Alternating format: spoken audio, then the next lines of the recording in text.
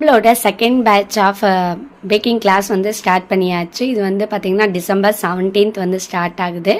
அதுலேருந்து 10 டேஸ்க்கு 10 வீடியோஸ் நம்ம வந்து அப்லோட் பண்ண போகிறோம். ஸோ இது வந்து பார்த்திங்கன்னா லைவ் கிளாஸ் எப்படி இருக்குமோ அதே மாதிரி தான் இருக்கும் இந்த ப்ரீ ரெக்கார்டிங் செக்ஷனும். இதில் 10 டேஸ்க்கு 10 வீடியோஸ் அப்லோட் பண்ணுவோம். நீங்கள் 30 டேஸ்க்கு ஆக்சஸ் பண்ணிக்கலாம்.